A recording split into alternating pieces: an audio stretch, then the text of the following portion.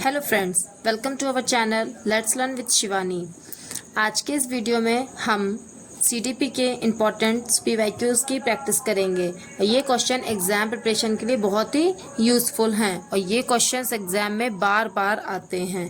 ठीक है, अगर आप भी प्रिपरेशन को स्ट्रॉन्ग करना चाहते हैं तो डेली प्रैक्टिस ज़रूर करें। ठीक है, तो चलिए स्टार्ट करते हैं। ठीक है, हमारा क्वेश्चन नंबर 1 क्या है? साइकोलॉजी, मनोविज्ञान शब्द की उत्पत्ति किस भाषा में हुई है? ठीक है, मनोविज्ञान शब्द की उत्पत्ति किस भाषा में हुई है? नंबर 1 लैटिन भाषा में, नंबर 2 अंग्रेजी भाषा में, नंबर 3 यूनानी या ग्रीक भाषा में, यूनानी ग्रीक को ही हिंदी में यूनानी कहते हैं, या नंबर 4 फ्रेंच भाषा में। तो हमारा आंसर है ऑप्शन नंबर सी, थर्ड। ठीक है, यूनानी ग्रीक भाषा में। ठीक है, इसी तरह से हमारा नेक्स्ट क्वेश्चन है क्वेश्चन नंबर 2, विकासात्मक बाल मनोविज्ञान का जनक किसे माना जाता है? ठीक है, विकासात्मक बाल मनोविज्ञान का जनक किसे माना जाता है? नंबर 1 सिगमंड फ्राइड को, नंबर 2 ब्रूनर को, नंबर 3 जीन पियाजे को एंड नंबर 4 मिस्टर कैली को। तो देखिए इसका आंसर है ऑप्शन नंबर 3 जीन पियाजे को। ठीक है, विकासात्मक बाल मनोविज्ञान का जनक किसे माना जाता है? जीन पियाजे को। ये क्वेश्चंस आपको ये क्वेश्चन सारे ही लर्न करने वाले हैं, तो आप इसे अपनी कॉपी में या बुक में नोट कर लीजिएगा, या फिर आप मेरे टेलीग्राम चैनल से इसके नोट्स को ले लीजिएगा और इसमें बार बार प्रैक्टिस करिएगा और लर्न करिएगा, जो कि आपके एग्जाम में आपके लिए हेल्पफुल रहेंगे। ठीक है, चलिए आगे बढ़ते हैं क्वेश्चन नंबर 3 की तरफ। नेक्स्ट हमारा क्वेश्चन है क्वेश्चन नंबर 3, बाल विकास का निर्धारण किया जाता है। नंबर 1 बालक की आनुवांशिक संरचना द्वारा, नंबर 2 बालक के वातावरण द्वारा, नंबर 3 आनुवांशिकता और वातावरण दोनों की अंतःक्रिया द्वारा, या फिर नंबर 4 बालक के मित्रों द्वारा। तो बाल विकास का निर्धारण किया जाता है, तो सीधी सी बात है एनवायरनमेंट तो इसमें मोस्ट है, एनवायरनमेंट एंड हेरिडिटी, मतलब आनुवांशिकता और वातावरण दोनों की अंतःक्रिया से बाल विकास का निर्धारण होता है। ठीक है, next question question number 4। Question number 4 हमारा क्या है? प्याजे के अनुसार अहम केंद्रित ईगोसेंट्रिक अवस्था क्या है? प्याजे के अनुसार अहम केंद्रित अवस्था क्या है?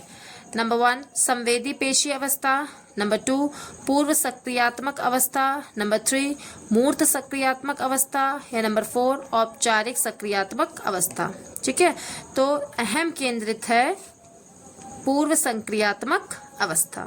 ठीक है, ऑप्शन नंबर 2 हमारा कौन सा ऑप्शन सही है? ऑप्शन नंबर 2 पूर्व सक्रियात्मक अवस्था, जिसको ही अहम केंद्रित अवस्था भी कहते हैं। ठीक है, नेक्स्ट हमारा क्वेश्चन है क्वेश्चन नंबर 5। ये देखिए क्वेश्चन क्या है? कथन और कारक के। ठीक है, मैं सीडीपी में मैं पेडागोजी के भी क्वेश्चंस को इंक्लूड कर रही हैं, जो कि बहुत ही इंपॉर्टेंट है। इसमें कथन और कारक तो बहुत ज़्यादा इंपॉर्टेंट होती है और एग्जाम में ज़रूर आती है, और इसे बहुत ही ध्यान से पढ़ना होता है और उसके बाद इसका जवाब देना रहता है। ठीक है, और कथन और कारक के क्वेश्चंस एग्जाम में बार बार पूछे जाते हैं। ठीक है, इसे आप केयरफुली पढ़ के और जवाब दीजिएगा। चलिए स्टार्ट करते हैं क्वेश्चन नंबर 5। कथन ए, अजरसन हमारा क्या है? बच्चों का शारीरिक विकास एक व्यवस्थित और अनुक्रमिक तरीके से होता है।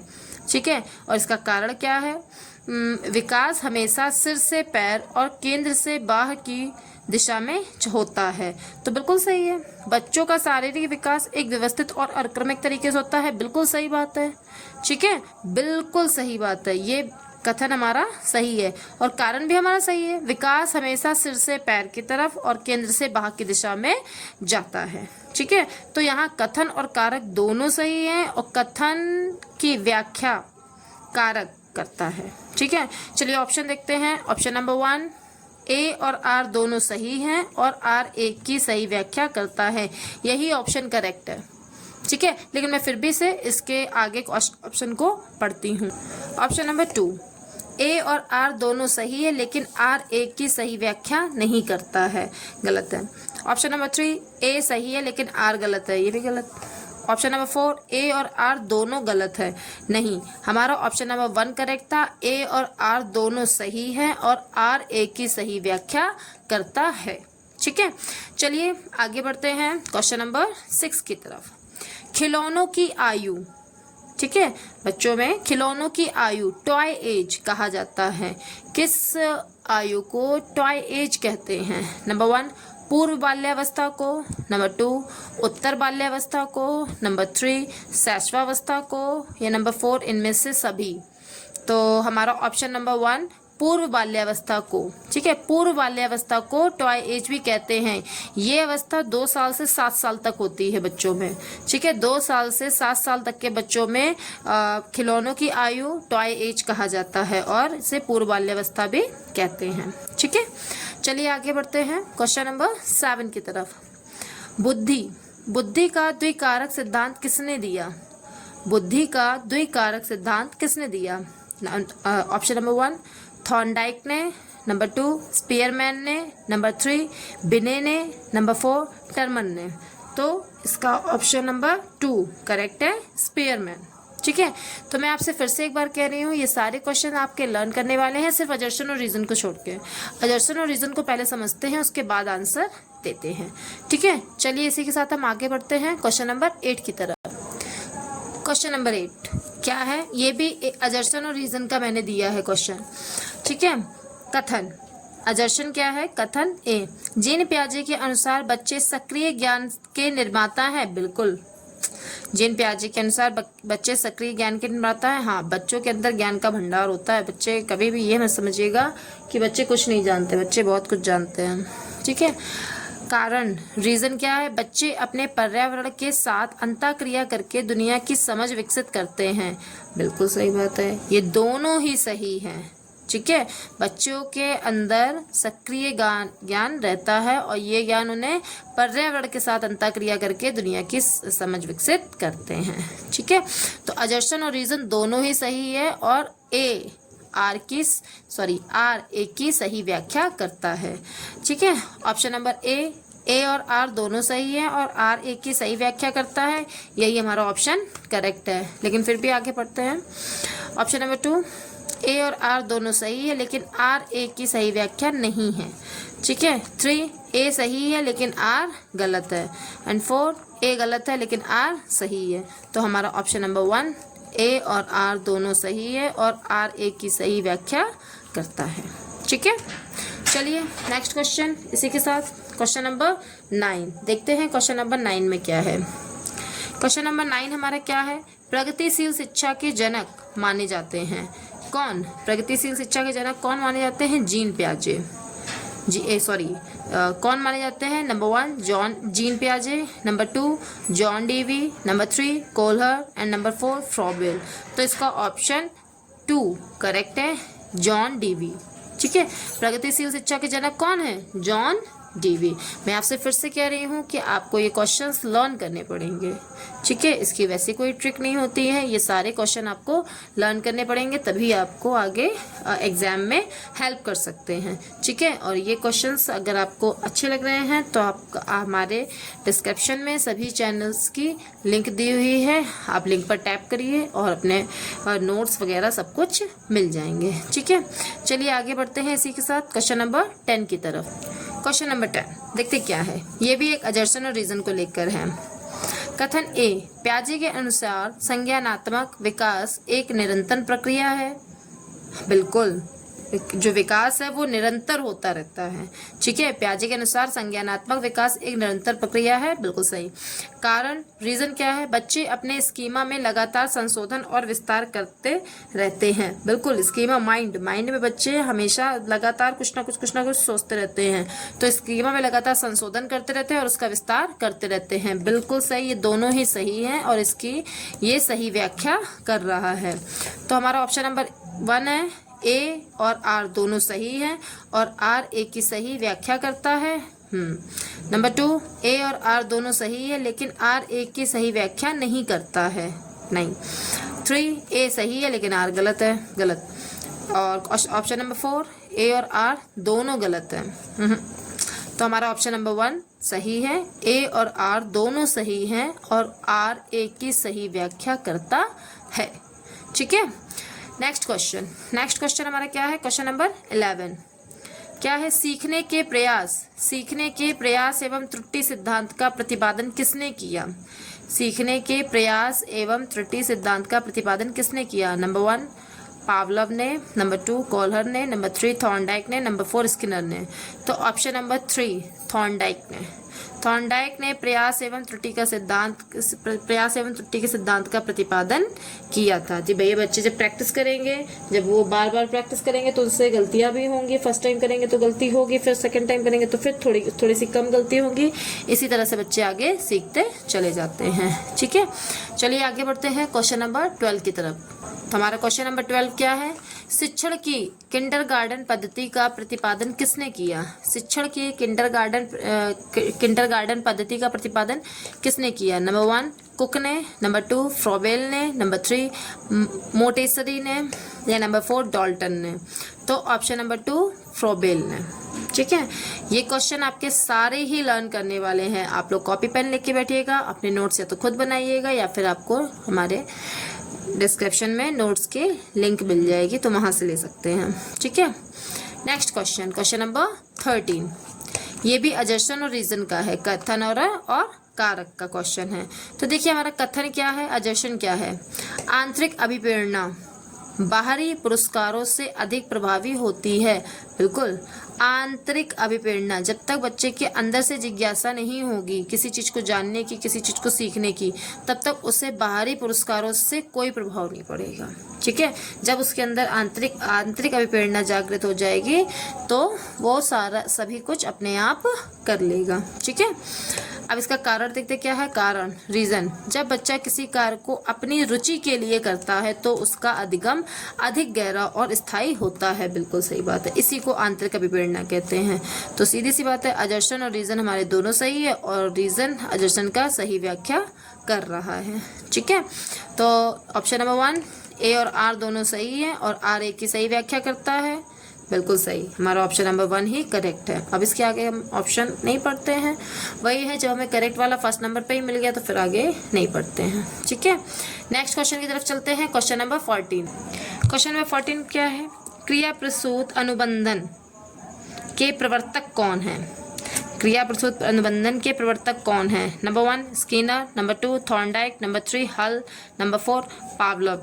तो ऑप्शन नंबर 1 स्किनर। ठीक है, क्रिया प्रसूत प्रबंधन के प्रवर्तक कौन है? स्किनर। ठीक है, नेक्स्ट क्वेश्चन नंबर 15 में देखते क्या है। अंतर्दृष्टि, इनसाइट, अंतर्दृष्टि द्वारा सीखने का सिद्धांत किसने दिया? ठीक है, अंतर्दृष्टि द्वारा सीखने का सिद्धांत किसने दिया? नंबर 1 व्यवहारवादियों ने, नंबर 2 गेस्टाल्टवादियों ने, नंबर 3 रचनावादियों ने, नंबर 4 इनमें से कोई नहीं। तो ऑप्शन नंबर 2 सही है, गेस्टाल्टवादियों ने। ठीक है, गेस्टाल्टवादियों ने। ओके, नेक्स्ट क्वेश्चन हमारा क्वेश्चन नंबर 15 हो चुका था। क्वेश्चन नंबर 16, गैस्लो के पदानुक्रम में सबसे उच्च आवश्यकता कौन सी है? गैस्लो के पदानुक्रम में सबसे उच्च आवश्यकता कौन सी है? नंबर 1 शारीरिक, नंबर 2 सुरक्षा, नंबर 3 आत्मसिद्धि, नंबर 4 सम्मान। ठीक है, तो इसका ऑप्शन 3 करेक्ट है, आत्मसिद्धि। ठीक है, ये एक डायग्राम के जरिए अच्छे से एक्सप्लेन हो सकता है, लेकिन मैं फिर भी आपको बता दे रही हूँ क्या है। गैस्लो के पदानुक्रम में सबसे उच्च आवश्यकता कौन सी? आत्मसिद्धि, मतलब अपने आप को सिद्ध करना। ठीक है, तो यही इसका ऑप्शन नंबर 3 आत्मसिद्धि करेक्ट है। नेक्स्ट क्वेश्चन की तरफ चलते हैं। क्वेश्चन नंबर 17, पुरस्कार एवं दंड सीखने की प्रक्रिया में क्या है? ठीक है, पुरस्कार एवं दंड सीखने की प्रक्रिया में क्या है? नंबर 1 स्वाभाविक प्रेरक, यही नहीं, ये स्वाभाविक तो नहीं हो सकता। नंबर 2 कृत्रिम प्रेरक, नंबर 3 अर्जित प्रेरक, या नंबर 4 सामाजिक प्रेरक। तो ऑप्शन नंबर 2 कृत्रिम प्रेरक। ठीक है, जरूरत पड़ने पर, वैसे पुरस्कार और दंड को पूरी तरह से मना है, लेकिन फिर भी कभी कभी दे देते हैं, लेकिन मना है। ठीक है, नेक्स्ट क्वेश्चन नंबर 18, अधिगम का क्षेत्र सिद्धांत, फील्ड थ्योरी किसने दिया? अधिगम का क्षेत्र सिद्धांत किसने दिया? नंबर 1 कुर्ट लेविन ने, नंबर 2 कोल्हर ने, नंबर 3 स्किनर ने, नंबर 4 पावलव ने। तो ऑप्शन नंबर 1 कुर्ट लेविन ने। ठीक है, अधिगम का क्षेत्र सिद्धांत किसने दिया? कुर्ट लेविन ने। ठीक, next question, question number 19। Question number 19 क्या है? जब पिछला सीखा हुआ ज्ञान नए ज्ञान में बाधा डालता है तो उसे कहते हैं, क्या कहते हैं? नंबर 1 सकारात्मक स्थानांतरण, नंबर 2 नकारात्मक स्थानांतरण, नंबर 3 शून्य स्थानांतरण, नंबर 4 द्विपार्श्विक। ठीक है, तो देखिए पिछला सीखा हुआ सिद्धांत कोई चीज़ जैसे आपको पहले से ही आती है और आपने कुछ नया सीखा, अगर वो उसमें पिछली सीखी हुई चीज़ नई चीज़ में हेल्प करती है तो वो सकारात्मक हो गया। ठीक है, और अगर कोई पिछली सीखी हुई चीज़ नई चीज़ में अगर आपको कोई दिक्कत देती है तो वो हो गया नकारात्मक। और पिछली सीखी हुई चीज़ से नई सीखी हुई चीज़ में अगर आपको कोई फ़र्क नहीं पड़ता तो वो हो गया शून्य स्थानांतरण। ठीक है, तो इसमें क्या पूछा है? जब पिछला सीखा हुआ ज्ञान नए ज्ञान में बाधा डाल रहा है, ठीक है, बाधा डालता है तो उसे क्या कहते हैं? तो ऑप्शन नंबर 2 नकारात्मक स्थानांतरण। ठीक है, चलिए next question, question number 20। Question number 20 विस्मृति। विस्मृति मतलब भूलना। विस्मृति का कारण क्या है? ठीक, नंबर 1 मानसिक द्वंद्व, नंबर 2 पुनरावृत्ति का अभाव, नंबर 3 सीखने की दोषपूर्ण विधि, या नंबर 4 उपरोक्त सभी। तो देखिए भूलना कई कारण हो सकते हैं भूलने के। भाई मानसिक द्वंद्व, दिमाग में कुछ ना कुछ चल रहा होता है, इस वजह से भी लोग भूल जाते हैं, या फिर पुनरावृत्ति का अभाव या सीखने की दोषपूर्ण विधि। ठीक है, या उपरोक्त सभी। तो इसका ऑप्शन होगा ऑप्शन नंबर 4 उपरोक्त सभी। ठीक है, नेक्स्ट क्वेश्चन, क्वेश्चन नंबर 21 प्रेरणा का प्राणोद न्यूनता सिद्धांत किसने दिया? प्रेरणा का प्राणोद न्यूनता सिद्धांत किसने दिया? नंबर 1 CL हल ने, नंबर 2 फ्राइड ने, नंबर 3 मैस्लो ने, नंबर 4 मार्गन ने। तो ऑप्शन नंबर 1 CL हल ने। ठीक है, तो प्रेरणा का प्राणोद न्यूनता सिद्धांत किसने दिया? CL हल ने। ठीक है, next question number 22। Question number 22 आदतों, कौशलों और ज्ञान का अर्जन करना क्या कहलाता है? आदतों, कौशलों और ज्ञान का अर्जन करना क्या कहलाता है? नंबर 1 शिक्षण, नंबर 2 अधिगम, नंबर 3 परिपक्वता एंड नंबर 4 अनुदेशन। तो ऑप्शन नंबर 2 अधिगम। ऑप्शन नंबर 2 अधिगम कहलाता है। चलिए नेक्स्ट क्वेश्चन की तरफ चलते हैं, क्वेश्चन नंबर 23। क्वेश्चन नंबर 23 व्यक्तित्व मापन की TAT विधि है। व्यक्तित्व मापन की TAT विधि क्या है? नंबर 1 आत्मनिष्ठा, नंबर 2 वस्तुनिष्ठ, नंबर 3 प्राक्षेपी, नंबर 4 अप्राक्षेपी। तो ऑप्शन नंबर 3 प्राक्षेपी। ठीक है, मैंने फिर से कह रही हूँ आपको ये क्वेश्चंस आपको लर्न करने पड़ेंगे, तभी आप यूपी टेट एग्जाम में क्लियर कर पाओगे। ठीक है, नेक्स्ट क्वेश्चन हमारा है क्वेश्चन नंबर 24 बुद्धि का बहुबुद्धि सिद्धांत किसने दिया? बुद्धि का बहुबुद्धि सिद्धांत किसने दिया? नंबर 1 टर्मन ने, नंबर 2 गार्डनर ने, नंबर 3 थॉर्नस्टन ने, नंबर 4 बिने ने। ठीक, तो ऑप्शन नंबर 2 गार्डनर ने। ठीक है, किसने दिया? बुद्धि का बहुबुद्धि सिद्धांत किसने दिया? गार्डनर ने। ठीक, नेक्स्ट क्वेश्चन, क्वेश्चन नंबर 25 इदम अहम और परा अहम। ठीक है, ID ईगो सुपर ईगो की अवधारणा किसने दी?